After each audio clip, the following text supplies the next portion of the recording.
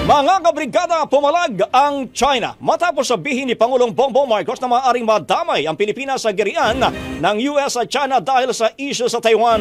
Sa kanyang interview nang bumisita ito sa India, sinabi ni Pangulong Marcos na hindi makakaiwas ang bansa sakaling magkaroon ng gulo sa Taiwan Strait dahil sa geographic location at presensya ng nasa 200,000 na mga Filipino workers.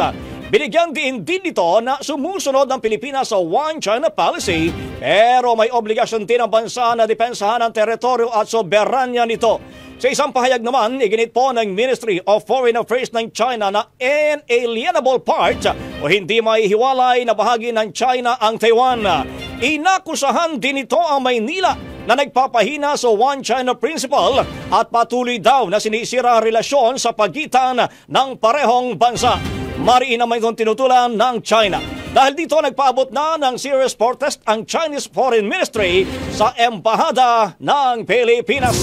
Ang bahaging ito ay hatid sa atin ng Mom's Love ES1 Capsule. Simulang tuparin ang pangarap ng iyong anak. And stunting now!